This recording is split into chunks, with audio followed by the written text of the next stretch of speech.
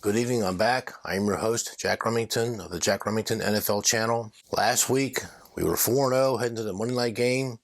We had the Saints -4. They only covered by 3. So I felt bad for 5 minutes. You're entitled to 5 minutes. That's it. And you pick yourself up and you think, I'm going to win some games by 1 point as well as losing by 1 point.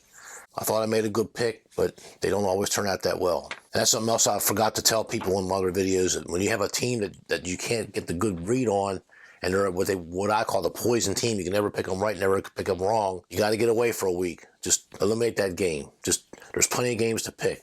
And the Saints are playing the Bucks. And a lot of people are taking the Bucks, but you know what? We'll talk more about that later when I go through my leans and my passes. Right now, we are 25 wins, 9 losses, and 1 push. In this contest, we would be in first place. Try to keep this thing going. We're going to go for another 5-0 sweep. This is the goal every week. Game number 1, Tennessee Titans +1 at the Indianapolis Colts. Make it real quick. My read on this game is, yes, the bookmakers want you to think you're getting a deal with the Colts. The look-ahead line was Colts -2.5, but the Tennessee Titans did something pretty good. They beat the Buffalo Bills with that 4th-and-1 stop at home. Buffalo should have won that game, although we did have Tennessee. We had a good winner with that, but we're taking the points. We didn't care if they won or lost, one of the close game. I love Mike Vrabel as a coach. He's a Bill Belichick disciple, but he's got maybe 15 brain cells. I mean, I've seen him make some gaffes, and he looks lost sometimes. He's a defensive coach, but he's got to focus on his offense. And now the Baltimore Colts, the Indianapolis Colts, they started 0-3. There was 7 0-3 teams after the first 3 weeks, if you can remember that well. You need to develop some kind of a memory for stuff like this. The Colts were the only playoff team that were 0-3. Now they won a game, they lost a game, and then won a couple more. They had a meltdown at Baltimore. Of course, we had that game. We got lucky. We won by 1 point, thank goodness. Now all of a sudden the Colts, they're this, they're great, they're that. And Wentz is playing great. Tennessee did something pretty good. They beat Buffalo, and this last week they dispatched Kansas City and held them to 3 points. And they spanked them. I got to say this, though. Derrick Henry only got 90 yards. I mean, I had the video, say this video, Derrick Henry's going to give you number 155 yards. The only thing I got wrong on that game was that I thought Derrick Henry was going to break one, and he didn't. They were so focused. And Kansas City did show signs of a good defense at times. So don't write this team off just yet. We'll talk more about Kansas City on my leans. Now everybody's saying, well, the Colts they lost 25-16 earlier in the season, but they were banged up, and Wentz was hurt and this and that. But Tennessee's improved as well. Yes, the Colts have improved some, but so has Tennessee. What the lines maker's trying to get you to feed you the Svengali hypnosis is, well, Tennessee's a tired team now. They put 2 great efforts, and it's a letdown spot. I got to admit, it is a possible letdown spot. Oh, I got to see who Tennessee's got on deck. I don't think either one of these teams are looking. I think Tennessee has the Rams on deck. I don't think Tennessee's going to look ahead because, like I said, Mike Vrabel is a Bill Belichick disciple, and he never lets his team look ahead. If they do, they do very little of it. And there's no real discernible pattern you can pick up on these teams, New England Patriots and any teams that are coached by one of Bill Belichick's disciples. The Colts are looking. They're going to go to the Jets next week, so the Colts are thinking, well, we can relax next week. So I don't think either team is looking ahead, but the Titans have the Rams to look forward to, and that's not who wants to play the Rams with Aaron Donald breathing down your neck? We're favored by -1 for 5 days in a row. Now all of a sudden the Colts are reversed, but here's the stale line from the Hilton contest, the SUPE. The Super Contest, so I call it the SUPE for short, and that's what he used to call it years ago, the SUPE, SUPE, all caps, the SUPE. It's the contest of contests. If you know what the SUPE is, you don't need an explanation. So we're going to go with the Tennessee Titans +1. It's a division game. I just think that Tennessee is going to get it up. You're getting a point. If you lose, you lose. So the point spread is not going to be much of a play. We're just taking the team. They beat them once. I know Carson Wentz is playing better. I know the Colts are playing better and all this other stuff. Colts probably have the better defense, and Jonathan Taylor might not play. That's huge for the Colts. Tennessee's getting back 2 of their offensive linemen. Lewan, I forgot the other guy's name. I saw an injury report. I just think Derrick Henry is going to run. I mean, the Colts defense is not that good. I think Tennessee's going to win the game. Next game, we are taking the New York Jets plus the 10.5. They're hosting the Cincinnati Bengals, a team that I've touted last week as one of the better teams in football, and they are. But here's the problem. Cincinnati Bengals have the Cleveland Browns on deck. They're hosting the Cleveland Browns next week, and that's going to be a great game. I mean, the AFC North, it's the Ravens, the Steelers, the Bengals, and the Browns. I mean, it's a black and blue beat up division. I mean, the Super Bowl winner could come from that division. Like I told you in the other video, at the beginning of this year, I picked Cincinnati. Cincinnati finished last in that division. Now they might finish first, and they're in first place technically. 88% of the tickets are coming in on the Bengals, laying the 10.5 chalk. And when I'm getting comments, like, I'm surprised it's not 18 or 19 or 20 point. I mean, yes, the Jets got spanked by New England 54 to whatever it was, 54 to 10 or whatever. I don't even know what they scored last week. It wasn't much. I mean, New England just spanked them, but that's New England. I mean, New England faces them twice a year. New England, beats them, has beaten them 14 times in a row or something like that. I just think that the Jets, because they got embarrassed, but they play well at home. I'm going to read you a couple scores here. They've only played a couple. They had a bye the other week. We had it in week 1. We got a push at them. So that's, when you see that one push on their record, that's the push. The very first game that was logged in their account was that game when we started 0-1 with a push. They were at Carolina and they were getting 5 points, and we took them. If we took the Jets at Carolina, and they lost 19-14. If they just kicked the extra point with 6 minutes left to go in the game, it would have been 19-15, and we had a winner. But no, they go for 2 and they don't make it. And then I don't think they got because they had McCaffrey. McCaffrey was still playing before he got hurt, and they just ran the clock out, and that was it. So I can see what the Jets were trying to do, but they should have kicked the extra point. Then the next week, they were at home, their first home game. They got spanked by New England 25-6, but they were in the game until the fourth quarter. Then they're at Denver. They got skunked 26-0, and the offense is terrible, and Denver had that false record. They were 3-0 as well. Then they were back home, and they beat Tennessee in overtime 27-24. They knocked out a few people in the survivor pool. And I was one of them. I got to rebuy. But the first 4 weeks, you get to rebuy in the survivor pool. If you got 2 entries, you can rebuy on one of them. So I rebought on one, and that was the game that I had to rebuy on, was this one. And Tennessee did everything but win the game. The turnovers, they sacked them, did everything right. Outrun them, outgained, did everything. They just didn't. But the Jets play well at home. That's my point. Then they're on the overseas game, the United Kingdom. They lost Atlanta 27-20. The game was pretty close. And Atlanta pulled away late. And that was considered a road game for them. At New England, they got spanked 54-13. So, but now they're home, and they had a bye week in between the United Kingdom game, the overseas game, the England game, and then the New England game. So I don't know if they were just stale or just knew they couldn't beat New England, or I don't know what it was. But I was not expecting them to give up 54 points because they got a pretty stout defense. Because they got embarrassed by the Patriots last week, 54 points.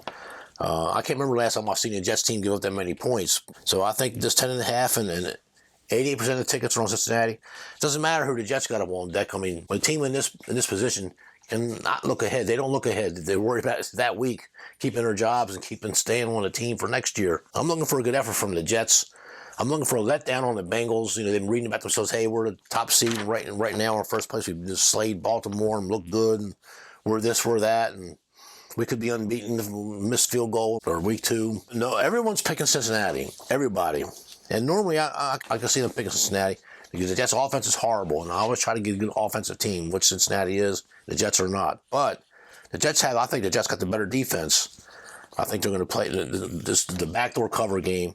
And I'm taking the Jets plus 10.5. Let the chips fall where they may. Game number 3. The New England Patriots at the San Diego. The New England Patriots, the Los Angeles Chargers. We're taking New England plus 6. Some teams just got other teams' numbers. I remember years ago, the Chargers were 14-2. Marty Schottenheimer was head coach. They had LaDainian Tomlinson, Phillip Rivers. And they had the top-ranked team from wire to wire from the first week to the last week. And they were predicted to, everybody was saying they were going to win the Super Bowl, right? If this was going to be their year. Here comes Tom Brady, 3.5 point, or they were 4.5 point dogs. Divisional game, had to go at San Diego because they got to host all the games. And what happens? It's a slugfest. It's a dogfight. And I remember taking the Patriots because I'm a Tom Brady fan. I just knew I was looking for a cover. I was looking for a field goal type game. And we were getting that. But the Chargers had them beat. And on 4th and 10, Tom Brady threw some ball, and the Chargers intercepted. Instead of letting the ball drop, Instead of letting the ball drop and the game's over, they tried to run the ball back, and Troy Brown, the wide receiver, kick returner, he punched the ball out, and New England gets the ball back. The next play, Tom Brady scores a touchdown, and they beat the Chargers, knocked them out of the Chargers were one and done, and they were just, they fired Marty Schottenheimer. That was the end of him. He was done. because that was the third year in a row he took a great 11-5, 12-4, and then 14-2, and they couldn't win a playoff game. They fired them. They played last year, and New England spanked them 45-0 at Los Angeles. You would think they got revenge on their mind, but I'm going to tell you why I'm taking New England plus the 6. I got to let the dog out. All right, dog, I got to let you out. You got to go out. Okay.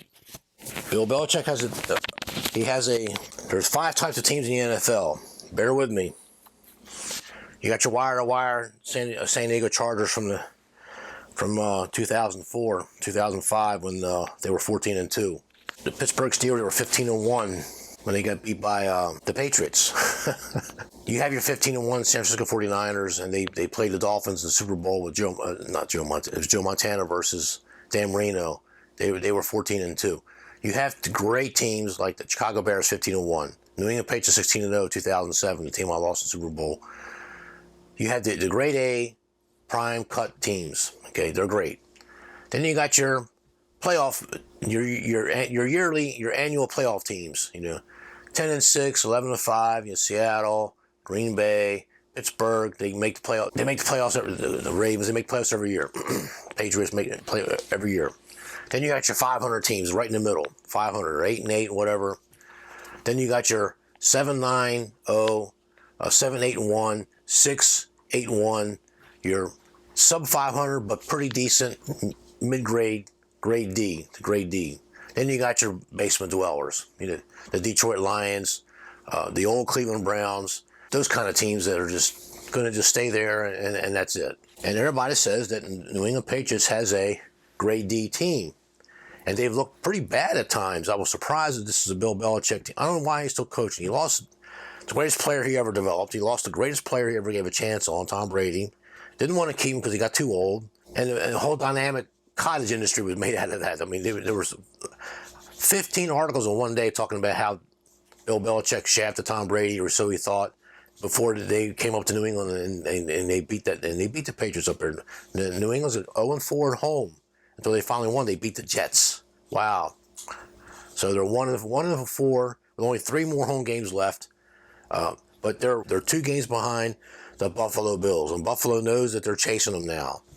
So I'm looking for Buffalo Bills to come out and really show the world, hey, we're going to stop Miami again. But we'll talk about that later when they're in their preview game, in their leans and their passes. But I think New England's just got the Chargers number. I mean, they've won the last 6 times they've played them. The Chargers are the healthiest team in football. Look at their injury. They only got 6 players on their injury list. New England's got 24 or 25. So some of them on injury reserve and a couple undisclosed. You can't count on anything with Bill Belichick's injury list. I mean, he used to put Tom Brady on every week until they made him stop it. So, and that happens more than once. Bill Belichick is a winner. I'm telling you, he's the best coach in the history of football, but he's so grouchy. We're not worried about next weekend. We're worried about Cincinnati this week. He said it 5 times in a row, and they kept asking him the question that we're only worried about Cincinnati. I mean, he wouldn't talk about in the future making a play. We're only worried about next week, Cincinnati. He would only talk about the next game up, and that was it. That's his whole focus. He comes to the office 4:30 in the morning. Okay, this guy, you got to remember, he was out of football when the Cleveland Browns fired him when they lost 30-0 to the Steelers. Joe Pisarcik was the quarterback, and they dropped 16 passes in that playoff game when they played the Steelers. And I know it was at Pittsburgh, but still, Belichick turned it. They had won 1 game when they hired him, and he turned them into a playoff team.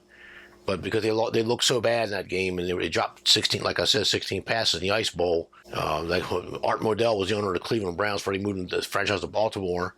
That's how far back I'm going. And Bill Belichick retired. And the Jets tried to get him with a trade, and he goes, "I'm not playing for the Jets." He had a press conference. I quit. The Jets, because they're not committed to winning. Okay, and they're still not. They're not committed to winning. I got them this week in the pool. They're not committed to winning. I'm sure Woody Johnson's a very nice man. He's a very wealthy man. I should be nice to him. So, maybe I could talk him into giving me my money to make my Harry Nielsen movie, my musical. Well, I'm sure Woody Johnson is a good owner, but they're not committed to winning. But Bill Belichick is. So he takes these 7-9 type teams, 6-8-1, 6-8-2 teams, and they're just quite below 500, and he turns them to winners. So now he's got the offense clicking with his Daniel Jones. With his that Mac Jones guy, the quarterback. looking pretty good for it. I mean, Bill Belichick learned something from himself about Tom Brady. You know, everyone's looking for the next Tom Brady. They were looking for the next, when they found Tom Brady, they were looking for the next Joe Montana and so forth. When they've got Joe Montana, they were looking for the next Johnny Unitas. And it goes like that. That's how far back I go. I got to watch Johnny Unitas play his last game in the Baltimore Colts uniform. My dad had season tickets, and I was a teenager, and they were great days. I know I'm rambling here, but you need to pay attention to what I'm saying, because I'm giving you the gold nuggets on how to be successful in the NFL handicapper. My mindset's what you got to have to beat this game, and you're getting me for free. I'm not charging. I'm taking New England +6. I'm looking for a close game. The Chargers are going to try. The Chargers are going to try to win. They need to keep pace. What happened last week, this great big build-up game, we also had the winner of that game, too, as well. We picked against the Chargers. Oh, the Chargers, Herbert this and Chargers that, blah, blah, blah. Guess what? Baltimore spanked them. And they didn't score at all in the second half. Baltimore spanked them, and Baltimore does not have a good... I'll keep telling you, their defense is a fraud. Harbaugh he's let the team's deficiency, which is now its defense. He's masked that deficiency with Lamar Jackson and the special teams, because he has to, because they've not focused on defense for a few years now, since they won their last Super Bowl. Players retired, Ray Lewis retired, other people moved on. They always had a good front four, front seven, middle three, but now they don't. John Harbaugh gave Bill Belichick de facto blueprint on how to stop this Chargers offense, because the Chargers were doing pretty well. And they were scoring a lot of points, and every time they got the ball, I think there was 2 games in a row they only punted 1 time. Their offenses could move the ball, but the Ravens showed that blueprint how to stop them. You think Bill Belichick didn't look at that game? Are you going to try to tell me he didn't see how Baltimore, the toothless defense, stopped him? Think he didn't see that? So he's going to put his chess pieces in place, but he's going to ramp up that offense. And if Bill Belichick can turn up that offense and get that Mac Jones and get that running game going, the Chargers not good against the run. Oh, somebody's calling me. Well, anyway, they hung up. The 4th game, the Washington football team, +3, at the Denver Broncos. I watched that Washington Green Bay game, and they were getting 8.5, and I almost took them. But I'm glad it didn't, because they didn't cover, but they did everything but win the game. They moved the ball so well. I mean, they had bounce. They had spark. The defense played a little better. They put the pressure on there. They sacked Aaron Rodgers. They got to him. But Green Bay... Hear me out. Bear with me. Tampa Bay was a Super Bowl winner last year, so we all agree that they're the top team until they get knocked off. Okay, and they played the Kansas City Chiefs, so everybody thinks they're the second best team in the NFL. They weren't. The Green Bay Packers of last year were the second best team in the NFL. They had their chances to beat them in that championship game. You go to NFL Rewind, watch that game again. I'm telling you, Green Bay played a great game, and they could have won. They were 1 play away of winning that game and going to the Super Bowl, and then they destroyed Kansas City. So I have Green Bay as a very high-ranking team, and just last night they spanked these Arizona Cardinals, who should have won the game. They lost a turnover battle, but we'll get to that later.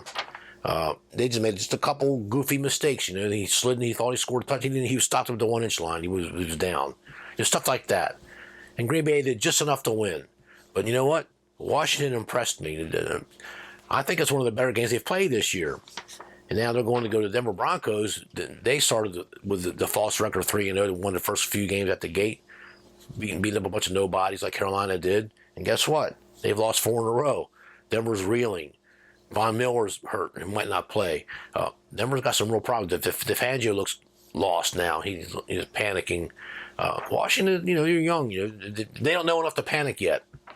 I just think I'm taking the Washington Redskins +3, and I'm looking for an outright. Save this video. I think Washington's going to win the game outright. The last game, the one I should have my head examined, I'm taking the Minnesota Vikings. They're a home dog, getting 1.5, and they're hosting the Dallas Cowboys. Dallas Cowboys are 6-0 against the spread. They should have beat Tampa week 1 on Thursday night. They won the turnover battle 4-1. I talked about it in other videos. I'm seeing where turnover is not that important anymore, because I'm seeing teams lose the turnover battle but still win the game. I can never remember a season where this has happened so many times like it's happened this year. And if the Cardinals had won that game, the Cardinals should have won that game last night.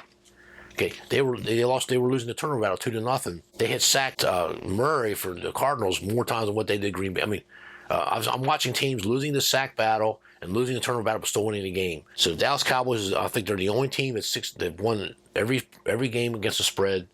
The Vikings are 3 wins and 4 losses against the spread. When you look at the Minnesota, I'm going to pull up the Minnesota Vikings, and we'll talk about them for a second. Now, we all know who their starting quarterback is. Kirk Cousins. He's hit and miss. He's got a rocket arm. They're at Cincinnati week 1. They lose 27-24 in overtime. They were the favorite over Cincinnati because we didn't know how good Cincinnati was, including me. I picked Cincinnati to finish last. And I finished Minnesota to be a possible playoff team. They're always in the wild card race. And they lost in overtime. Okay. Next week, they're at Arizona. They lost 34-33. They lost by 1 point. But they covered the spread. They were 4.5-point dogs that they covered. Then they were hosting Seattle. And Seattle was still a contender before Russell Wilson got hurt. And he spanked them 30-17. They were a dog then, and they covered that home dog. Then they were at Cleveland in a tough game. They lost 14-7. They held Cleveland to 14 points, and they were getting 6, but they lost by 7. So Cleveland did cover that game, according to Covers.com. Then the next game, they're hosting Detroit, and Detroit snuck up on them, and after being down, I think it was 16-0. Detroit comes storming back and took a 17-16 lead with 34 seconds left. And here comes Kirk Cousins. Got two or three good pass plays in there. One of them was a sideline play that no one was expecting. I mean, I thought it was a great play. Didn't get him much yards, but only used 3 seconds. You don't see that much in the NFL anymore. Roger Staubach was the king of that in the 70s for the Dallas Cowboys. And they kicked the field goal, and Detroit lost another heartbreaker. They had lost to the 66-yarder like the week before, wherever it was, and to the Ravens. They were at Carolina last week. You could say it's kind of a letdown because they knew they got this game on deck, and they were going to go on a bye, and they got to prepare for this game, the Dallas game, because both teams were going to come off a bye, and they won 34-28 in overtime. So I guess it's a cover because they were favored by 3.5, and they got the touchdown in overtime. That was their letdown spot in a way. So the Vikings are sort of a Dr. Jekyll, Mr. Hyde. I got 75% of the tickets and the hard money on the Dallas Cowboys. Everybody's taking the Cowboys. Only in a 1.5. They should win this game easy by at least a field goal or more. I should have my head examined. But Dak Prescott's got a calf injury, and they also got another player undisclosed illness. So I don't know if it's COVID-19. I don't know what's going on. I don't trust Dallas's management. I don't like Jerry Jones. I think Minnesota's going to do it. I keep hearing, how they have no shot, and Dak Prescott does. What if he doesn't play? Then what are they going to do?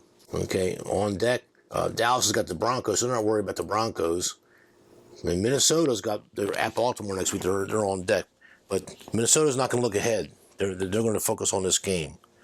So those are the 5 picks: the Tennessee Titans +1, the Jets +10.5, New England +6, Washington +3, Vikings +1.5. Notice I've taken all underdogs again. If I'd done that last week, I might have went 5-0. I took a favor. I took the stupid Saints, and it cost me. Miami Dolphins at Buffalo Bills. Bills minus 13.5. I think the Bills are going to bitch slap them, but you know what? This could be a letdown spot for the Bills. And with that, just the first site for a quick video type deal. This is a pass because they spanked them 45-0 the last time they played, and I took Miami like an idiot. I took Miami to 18. Where the hell it was? The game was over in the first quarter. I mean, Buffalo scored 24 points in the first quarter. They destroyed them. The Dolphins are in disarray, but they might suck that up because there's a lot of bad blood between this division rivalry. And Bills might have a little bit of a letdown, but I don't know. They just got beat by Tennessee 2 weeks ago before they had their bye. And they're stewing about that. And they see New England starting to score points and win a couple games here. And New England's won the AFC East 21 out of the last 23 times thanks to Tom Brady. And Buffalo won it last year. But guess what? They hear footsteps. They know what Bill Belichick is capable of. They might come out and just slap the Dolphins again. But it's a pass. It's just too many points. Falcons -3 versus Panthers. My lean is the Falcons. I just think and I'm going to tell you why. No one's talking about this. Falcons have a favorable schedule coming up. They got 3 cupcake games coming up, winnable games. The next thing you know, they can get back in the wild card race. Eagles -3 versus the Lions. Lions, the best 0-17, the best winless team you're ever going to see. They play hard every week. I like the coach. He wants his team to win. He fights for his players. The players play hard for him. They just don't have the playmakers. And the Eagles are kind of reeling. They look kind of bad the last couple of weeks. And everybody's taking Detroit. So my lean will be on the Eagles. Rams -14 at the Texans. Rams had a big spread last week at Detroit, and they didn't cover. The Rams are just going to they're looking forward to Cincinnati coming in next week. So I just think the Rams are going to do just enough to win the game. Texans are home. They'll kick a field goal, get another safety like they did against the Cardinals, go 5-0. But eventually they'll okay, we can't let them win this game. We can't let them upset us. But my lean would be on the Texans plus the points. Okay, we already got the Jets, the Browns minus 3 versus Steelers. This is a total pass game. I'm gonna tell you why. You pass this game. Baker Mayfield's not playing. The Steelers got some couple injuries. It's a division rivalry. Cleveland's kind of taking over that rivalry right now. Don't count the Steelers out, and that hook puts a different dimension in that game. If it was minus 3, I would lean on the Browns, but I don't like the hook. 49ers minus 4 versus the Bears. What else can I say about the 49ers? I mean, they did everything to win that game, but the rain helped the Colts, so we had the Colts. It helped the running team. Yeah, but you know what? The Colts got a good running team, too. The Colts have a better running team than the 49ers, and it helped them.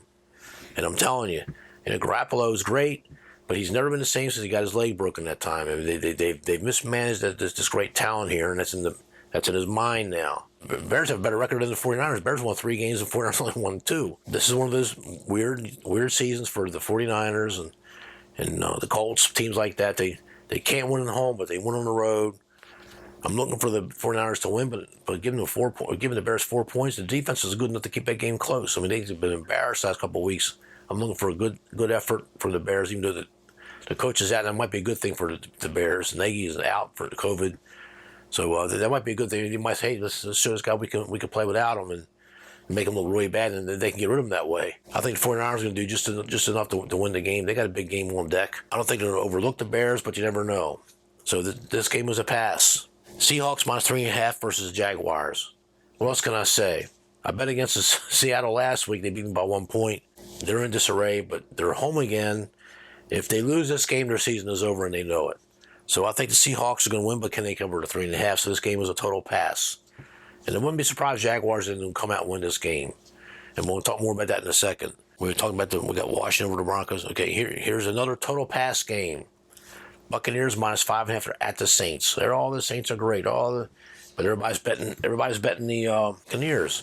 Now, the Saints swept them last year in the regular season, but they had Drew Brees, a different team. Tampa started peaking at the right time, and the Saints were kind of fading. Their defense they never had a good defensive team other than that one year when they almost beat Seattle in the playoffs when they won the Super Bowl.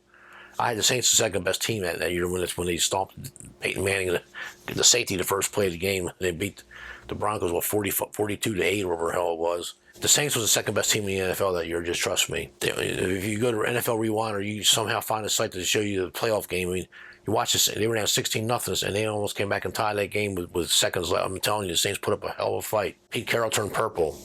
He was pacing finally going to have a heart attack. And he's got the game won. That he might have to go to overtime.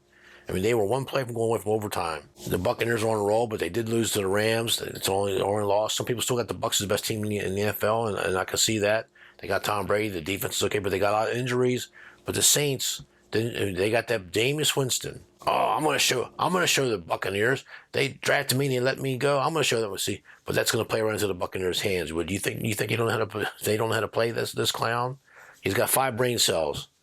So this is a total pass for me because if the Buccaneers come in here and they play straight up, what I call the straight up, no holding back game, they're going to destroy the Saints. Annual playoff team, they're going to be one and done. And they got their one Super Bowl under Drew Brees when they beat the Colts, and they were down 10-0 at halftime, and an onside kick. They caught the rookie Caldwell, the coach for the Colts, sleeping on the job. That's their claim to fame. They'll probably never win another Super Bowl.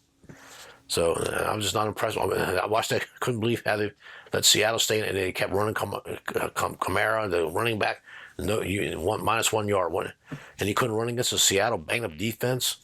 What are you going to do against the Buccaneers? Number 1 team against the run in the NFL is the Buccaneers. What are you going to do then? You're going to keep running Kamara? So they're going to make Jameis Winston beat him with his arm. I don't know if he can do that. So total pass, too many points. Here's a game that I'm going to lose some subscribers. It's the New York Giants. They're at the Kansas City Chiefs minus 9.5. The look-ahead line was 14, then it got down to 11, and 10. That was 9.5 for the stale line here. And a lot of tickets are coming in on the it's 60-40 right now for coming on the Chiefs, laying a big number. The Chiefs have played a good schedule. Think about this. I mean, they've played the behemoths of the NFL. They've lost to them, but they would turn around and play like a grade C or a grade D team, and they beat the hell out of them. So, and people are looking for that here, but here's the thing. Their defense is that bad. And Chris Jones is on the injury report for Kansas City with undisclosed. I don't know if he's got COVID-19 or not. So don't. Chris Jones is the top run stopper in the NFL. When Kansas City struggled in a couple home games early in the season last year, Chris Jones was out. The day he got back in, they beat the hell out of some big team. I don't know, it was Buffalo. They beat somebody good and held them to 13 points, and they just scored 40, wherever it was. And this Chris Jones guy, he is the best run stopper in football. He's a beast, or he's questionable. He might not play. He's probably not going to play. So that helps the Giants. Giants woke up with their offense last week. They ran the ball and passed on this decent Carolina defense. What do you think they're going to do to the Kansas City Chiefs? I smell backdoor cover. I can see the Chiefs getting out to a 17-3 halftime lead or a 24-6 halftime lead. But here comes the Giants. They're going to run the ball and do this, do that, and make a play here, make a play there. I smell backdoor cover. Take the dog or you pass. I still haven't done I'm still alive in the Survivor Pool. I'll put the screenshot of the Survivor Pool. I have not made my picks, and I got to do that because the guy gets mad if you don't have the picks in by Friday night, and I didn't do it till Saturday morning. Get back to me by noon Saturday morning. I'm going to put Green Bay for both your picks. And you know what? And they were playing the Redskins. They were playing Washington.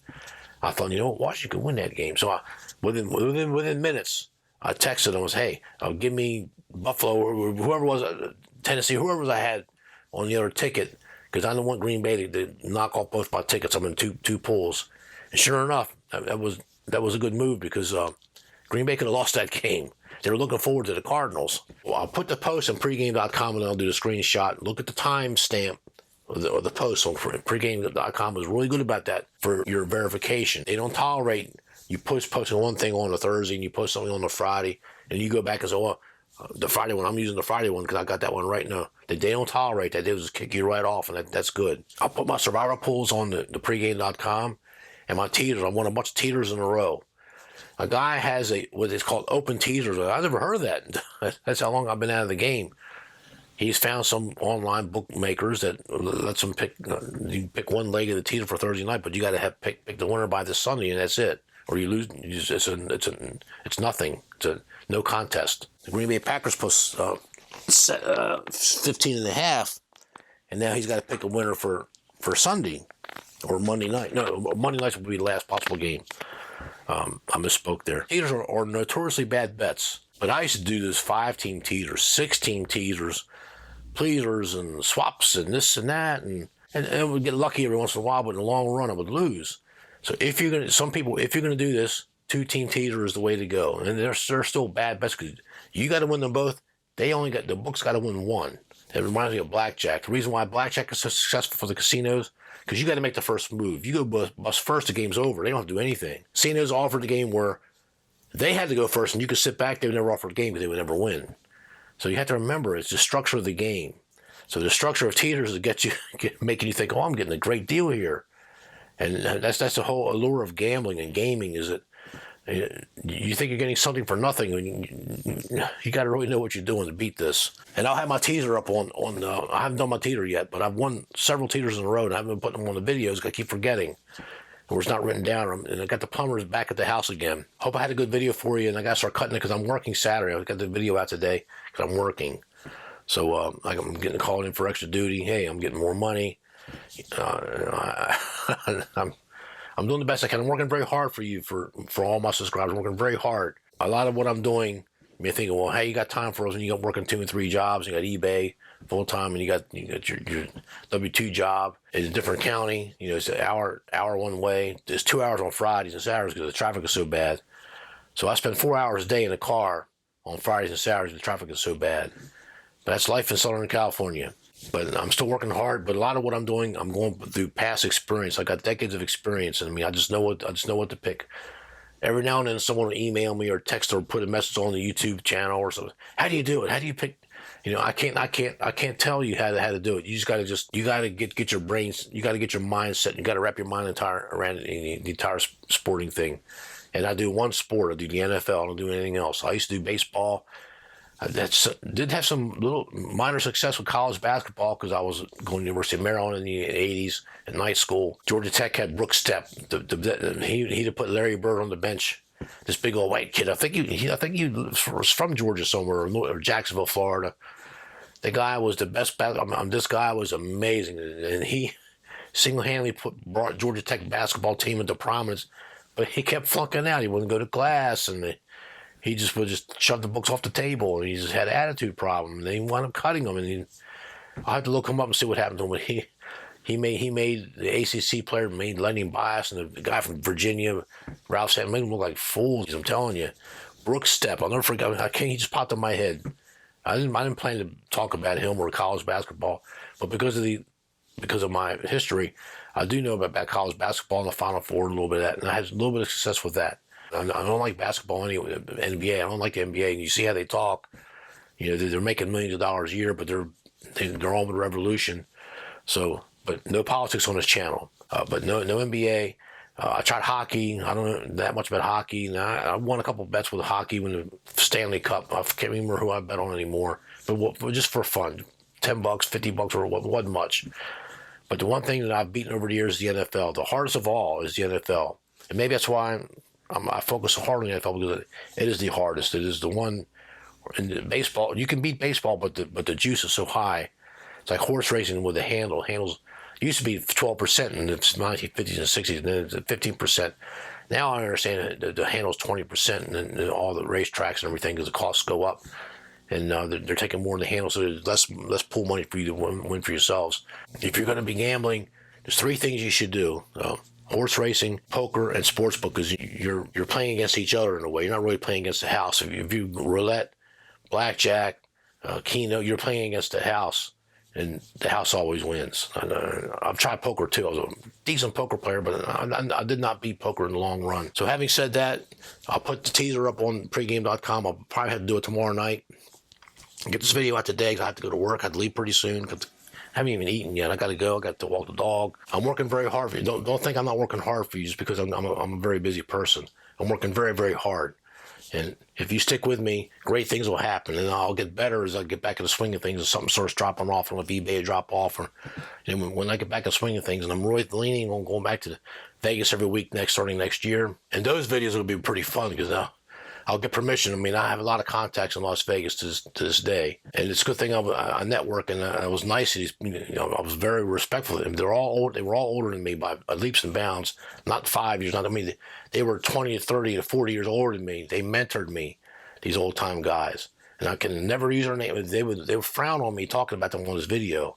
They would not like that, and they would tell me to my face, "Hey, don't be mentioning me." If these guys didn't win, they didn't eat. Okay, that's how they lived in Vegas all these years. If they did not win these games, if they didn't win, they don't eat. That's a different mindset. To them, this was their job. This was their job, and people are going to say I'm full of it, and I'm not full of it. And the ones who really know what I'm talking about. So I'm not looking for too much pushback, but I might get some. I used to get it in the past, so we'll see. I hope I made a good video for you all. I may have to cut some of this out because I got to get the video out. Time is of the essence, and I hope I did do good for you guys. I can't go. 4-1's a great week. It's 80%. I can't go 4-1 every week. You need to understand that. There's going to be some 3. I had 1 in the 4 week already. I won the first game, the Redskins at Atlanta, a game that I should have lost, and I lost 4 in a row. The ones I should have won. I mean, so you don't know. I can't guarantee the results, but I can guarantee effort. I can guarantee my best bets. I can guarantee my best thoughts and my experience. Thank you. Always a great day to be an American. Thank the Beatles, Ken Norton, Muhammad Ali. Thank you. Always a great day to be an American. Stay within your means. Entertainment only. Hurrah. Go NFL. Thank you.